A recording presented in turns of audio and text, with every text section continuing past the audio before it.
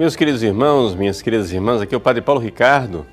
Com alegria, iniciamos mais uma vez o nosso programa Testemunho de Fé. Quero acolher você e convidar para juntos refletirmos a respeito da Palavra de Deus, que a Igreja proclama a cada domingo. E o próximo domingo será o segundo domingo do Advento.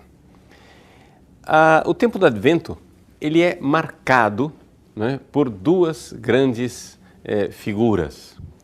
Os dois grandes precursores, ou seja, aqueles que preparam o caminho de Jesus.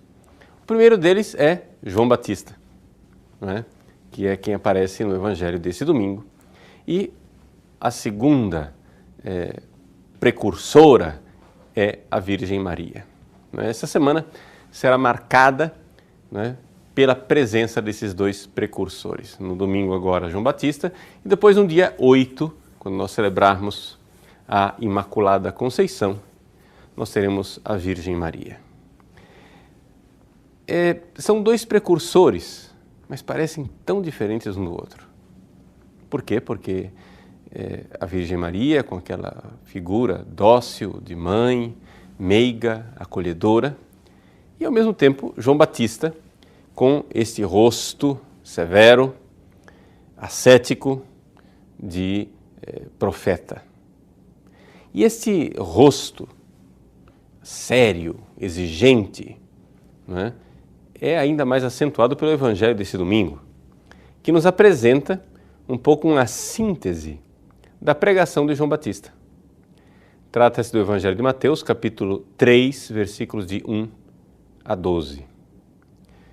João Batista prega no deserto da Judéia e diz: convertei-vos porque o reino de Deus está próximo. A pregação, o conteúdo de João Batista, ele é severo, número um, pela sua própria vida. A vida de João Batista é a vida de quem se veste com pele de camelo e se alimenta com gafanhotos e mel silvestre. Mas ao mesmo tempo também as suas palavras são duras. Ele se dirige àqueles letrados que vêm de Jerusalém e diz: raça de cobras venenosas, quem vos ensinou a fugir da ira que vai chegar? Então, aqui está, né, a mensagem de João Batista. É uma mensagem de urgência, é uma mensagem de preparação da vinda de Jesus e que diz que o tempo se abreviou. Ele diz isso no versículo 10. O machado está posto à raiz das árvores. Ou seja, essa ideia do machado que já está colocado na raiz é uma ideia de está tudo pronto. Está tudo pronto para o juízo. Não é? E ele anuncia Jesus, que batiza, virá batizar, que é mais forte do que ele, que batizará com fogo e com o Espírito Santo, e que irá pegar, limpar a sua eira e queimar a palha no fogo que não se apaga. Portanto, uma imagem do juízo e, portanto, também do inferno. Bom, a primeira reação da maior parte das pessoas diante deste evangelho, o Evangelho de João Batista, é fazer um contraste. É chegar a dizer: vejam só como o Evangelho de Jesus é diferente da pregação de João Batista. Por quê? Porque Jesus vem com a misericórdia, João Batista fala de julgamento, de ira, de fogo eterno, enquanto Jesus vem falar do perdão dos pecados. Jesus vem anunciar um Deus de amor. Bom, isso pode parecer tudo muito certinho, mas, embora a gente não possa dizer que as pessoas que pregam assim sejam heréticas, porque são pessoas de boa vontade, que estão querendo pregar o bem, anunciar o Evangelho da misericórdia, nós podemos dizer, sem dúvida nenhuma, que houve um herege que pregou assim. E o nome desse herege é Marcião. É a heresia marcionita, que divide a Bíblia no meio. Divide o Antigo e o Novo Testamento de uma forma tão radical que no Antigo Testamento nós temos um Deus severo, o Deus da lei, do julgamento e da vingança. E no Novo Testamento nós temos um outro Deus, é um segundo Deus. É o Deus da misericórdia, é o Deus do amor, de tal forma que não existe nenhuma comunicação e nenhuma solução de continuidade entre estes dois testamentos. Bom, o que dizer de tudo isso? Primeiro que a Igreja nunca aceitou esta dicotomia e esta divisão. E a própria liturgia do Advento, ela costura estas duas realidades juntas, exatamente colocando lado a lado João Batista e a Virgem Maria como duas figuras que preparam a vinda do Cristo, porque na verdade, tanto João Batista como a Virgem Maria são dois aspectos do Cristo. Quem conhece o meu site, o site padrepauloricardo.org, está acostumado a ver um ícone, o Cristo do Monte Sinai, que é um ícone do século VI, não é? Que é conhecido exatamente porque o lado direito do rosto apresenta um rosto benévolo, afável, bondoso, misericordioso, e o lado esquerdo, um rosto triste, quase colérico, irado. Essas duas facetas estão no amor de Deus, porque o amor de Deus, ele se manifesta concretamente com essas duas realidades. Ou seja, não é possível nós recebermos a graça, a misericórdia e o perdão do Novo Testamento se nós primeiro não formos preparados pela lei, pela justiça e pela exigência do Antigo Testamento. Isso é muito claro, não é? Assim, espiritualmente falando, vamos ser mais concretos, vamos sair um pouco da teoria, vamos pôr os pés no chão. É o seguinte, como é que você vai ser movido pelo Espírito Santo se você, antes, não se der ao trabalho de deixar de ser movido pela mentalidade mundana? Tudo que se move é movido por alguma coisa. Nós podemos ser movidos pela carne, ou seja, os prazeres carnais, são que nos fazem comportar como animais.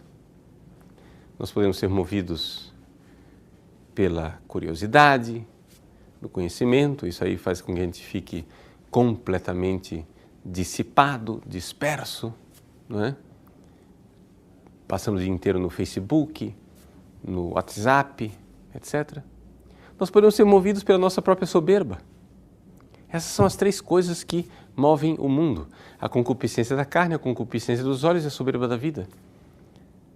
Mas se você continua sendo movido por isso, quando vier o Espírito Santo, não é? Você não vai ser movido pelo Espírito. Então, João Batista, neste Evangelho, ele diz que Jesus vem para batizar no Espírito Santo e no fogo. Isso quer dizer o seguinte, o fogo queima a palha, o fogo queima aquilo que em nós, de alguma forma, não está pronto para amar. O fogo precisa, digamos, colocar limites verdadeiros para nós, para que a gente possa então ser movido pelo Espírito Santo. Então, não é que nós temos uma alternativa ou o Deus da ira, que nos ameaça com o inferno, ou o Deus da misericórdia que nos promete o céu. Não, é e. As duas coisas estão juntas. E se nós escolhermos somente um aspecto, nós estamos sendo heréticos na nossa atitude. Se não somos culpados de heresia, é por nossa ignorância e nossa fraqueza, mas nós deveríamos evitar as atitudes heréticas, porque o que é que dizer heresia? Heresia é hairesis. Hairesis quer dizer escolher. Ou seja, você vê que Deus tem esta riqueza de aspectos e você escolhe um aspecto esquecendo os outros aspectos. Para a gente entender como é que isso se harmoniza, nos ajuda muito a primeira leitura. A primeira leitura do profeta Isaías nos fala, né, da haste que irá brotar do tronco de Jessé. Jessé é o pai de Davi, né? Nós sabemos que quando se fala do tronco de Jessé, do filho, né, de Jessé, nós estamos falando de Davi e dos seus descendentes. E o Messias, ou seja, aquele que virá nos salvar e nos libertar, foi sempre reconhecido como sendo, não é, esta haste que brota do tronco de Jessé. E então, este Messias, este ungido, não é, recebe o Espírito Santo, como está descrito. Sobre ele repousará o Espírito do Senhor. E aí vem a lista dos famosos 7 dons do Espírito Santo. O primeiro deles, o mais alto, o mais elevado, o dom da sabedoria, e o menor deles, o pequenino, o mais humilde, que é o dom do temor de Deus. E ele conclui dizendo assim, que o temor de Deus, não é? É no temor de Deus, no temor do Senhor, que ele encontra o seu prazer. E a partir dessa história do temor do Senhor, o profeta Isaías então começa a falar de justiça. Começa a falar, fará justiça aos humildes, ele fustigará a terra com sua força, a força da sua palavra, e destruirá o mal com o sopro dos lábios. Vejam, aqui nós temos nessa leitura de Isaías uma perfeita continuidade com aquilo que nós estamos tentando descrever. A vida espiritual, ela começa com o temor do Senhor, né? Como diz a própria Sagrada Escritura, o temor do Senhor é o princípio do saber, o princípio da sabedoria. Se você quer chegar no dom máximo da sabedoria, que só é alcançada por aqueles santos que têm uma grande caridade, um grande amor por Deus, aquelas pessoas que são abrasadas de amor, que têm no coração um fogo ardente de amor por Deus e pelo seu Cristo, se você quer chegar a esse amor perfeitíssimo, você precisa começar do começo. E qual é o começo? O começo é o temor do Senhor. Então nós precisamos, exatamente para falar da santidade que irá brilhar na glória do céu, nós precisamos começar a falar de inferno. E é essa conversa de João Batista, essa conversa que está aqui no livro do profeta Isaías. É o inferno, ele vai castigar, né? Vai ser queimada a palha.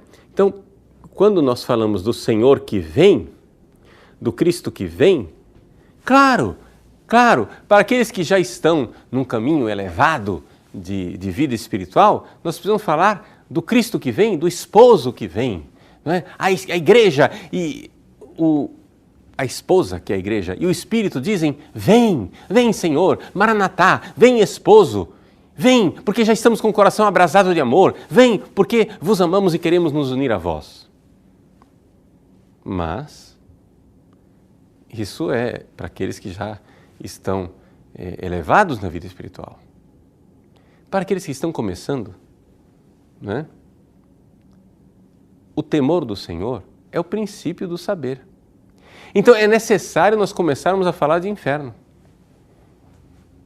Então ele vem, mas vem como juiz. Vem, e nós precisamos recitar o Dies Irae, como a igreja o fez na última semana do ano litúrgico.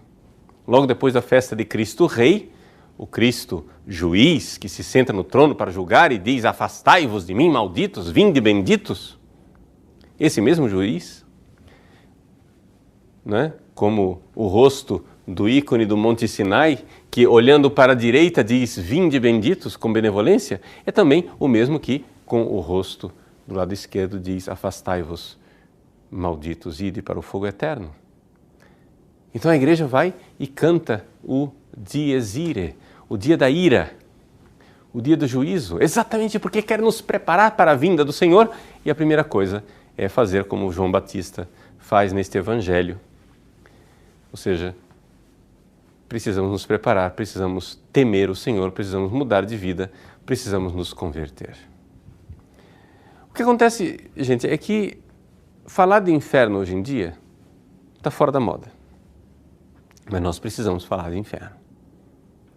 Então, para que você entenda, não é, o que é realmente isto que João Batista está nos dizendo nesse evangelho, e a gente entenda o evangelho, a boa nova que é o inferno, deixa eu explicar para você, não é, qual é a verdade da nossa alma. A verdade da nossa alma é o seguinte: nós, enquanto estamos aqui nesta vida, nós não enxergamos a nossa alma de verdade. Veja, nem os grandes santos que chegaram na sétima morada conseguem enxergar a profundidade da alma humana. Nós podemos intuir isso, e claro, os grandes santos eles enxergam isso melhor do que nós. Intuir o quê? A profundidade da nossa alma. É que nós somos insaciáveis. Nem o universo inteiro seria capaz de preencher a nossa alma.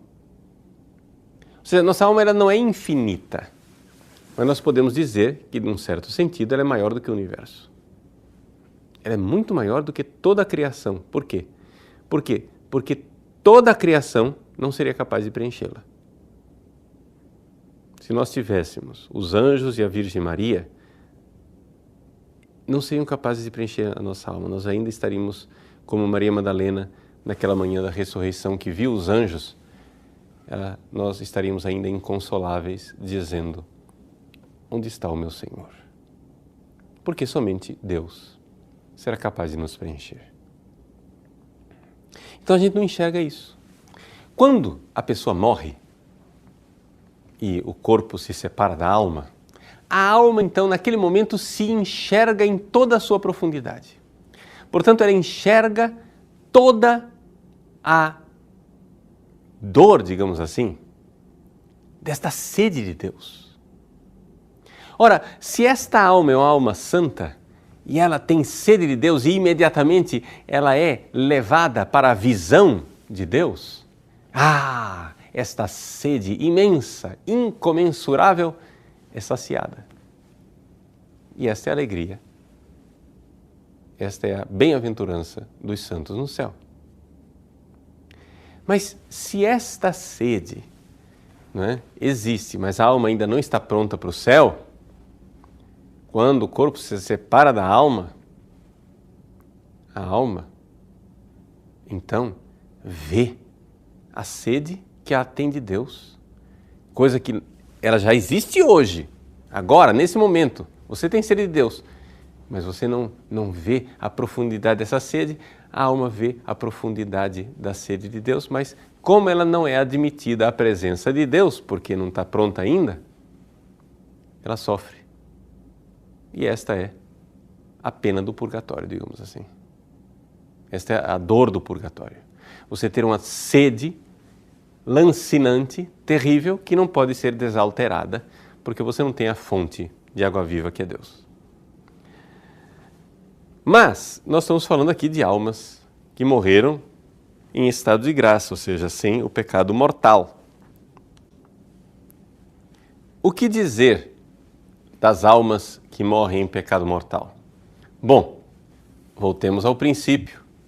Eu disse para vocês que a alma ela não se enxerga, não quando está aqui neste mundo, não se enxerga plenamente. Se isso é verdade dos grandes santos, é mais verdade ainda dos pecadores. O pecador ele não se enxerga, ele não enxerga a própria alma. E ele não enxerga, tem uma coisa que o pecador não enxerga, que quando ele comete um pecado mortal, existe na alma dele um ódio contra Deus. Ele se torna inimigo de Deus. Se você está em pecado mortal, se você não está em estado de graça e está me ouvindo agora, você vai dizer: não, mas isso não é verdade, eu não sou inimigo de Deus. Eu não vejo essa inimizade dentro de mim. E eu digo: olha, de fato você não vê. Mas se você morresse agora, você veria. Você veria que a sua alma odeia Deus. Agora, vejam o que é que existe de terrível na realidade do inferno. é que a alma que morre em pecado mortal, ela tem um ódio por Deus. Quando o corpo se separa da alma, esse ódio por Deus, ele se manifesta. Porque a alma se enxerga. Mas ela não enxerga somente o ódio que ela tem por Deus, ela enxerga também aquela sede lancinante, terrível, aquela sede torturante, aquela sede que nenhuma criatura, nenhum ser no universo pode saciar a não ser Deus mesmo. Mas eis aí a tragédia e a tortura do inferno. A alma tem sede de Deus e ao mesmo tempo odeia aquele único que poderia saciar a sua sede. E odeia Deus mesmo. Ou seja, dali para frente, aquelas almas, as almas condenadas ao inferno, elas não são mais capazes de fazer um único ato bom. Todos os atos voluntários de uma alma que morre neste estado são pecados mortais. São atos de pecado. Uma alma condenada ao inferno não é capaz de nenhum ato de amor, de compaixão, de benevolência. Ela não é capaz de amar ninguém, nada nem ninguém. Nenhum dos seus parentes, amigos. Uma alma que é condenada ao inferno, lá no inferno não é capaz de amar nem a própria mãe, nem o próprio pai, nem ninguém. Porque odeia Deus, porque odeia aquele que é a raiz do ser. E, portanto, ela se odeia a si mesma e só sabe viver uma tortura terrível. Ora, é necessário dizer isso para as pessoas. Quando a Virgem Maria apareceu em Fátima, a primeira coisa que ela fez para as criancinhas foi mostrar o inferno. É necessário pregar a respeito do inferno, não porque Deus não seja misericórdia, exatamente pelo contrário, Deus é misericórdia e não quer que a gente vá para o inferno. Nossa Senhora, foi Nossa Senhora em Fátima que mostrou o inferno, não foi João Batista que apareceu em Fátima com o seu rosto severo para mostrar o inferno. Não! Foi a Virgem para dizer, veja, a pregação a respeito do inferno, ela faz parte do Antigo como do Novo Testamento.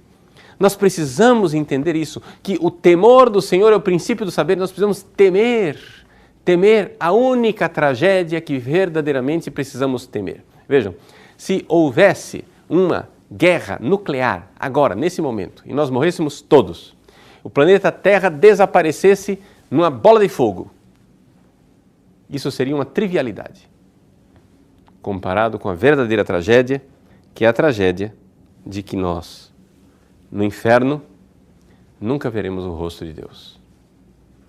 Eternamente. Ora, nós precisamos pregar isso. Nós precisamos dizer isso para as pessoas. Exatamente porque aqui está a misericórdia.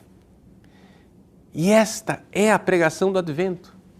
O Senhor vem como esposo para a esposa que está pronta, mas vem como terrível juiz para aqueles que se colocam como seus inimigos. Como sair dessa? Bom, meu irmão, vamos lá, é Advento, vamos nos confessar. Vá pedir perdão a Deus, não fique nenhum segundo em pecado mortal, se você pudesse. Ou seja, pecou, cometeu um pecado mortal, meu irmão, vai correndo para o confessionário. Se você não consegue ir correndo para o confessionário, vá voando para o confessionário. Por quê? Porque você não enxerga, mas na sua alma existe uma inimizade com Deus. E se o seu corpo se separasse da sua alma agora, ou seja, se houvesse a morte, você veria essa terrível inimizade. Deus quer a sua amizade. Agora é o tempo de misericórdia. É Advento. É Kairos, tempo oportuno e favorável para a conversão. O Senhor vem, e vem ainda como o Senhor misericordioso. Que nós acolhamos como misericordioso Salvador, aquele a quem tememos como juiz. Que Deus abençoe você. Em nome do Pai, e do Filho, e do Espírito Santo.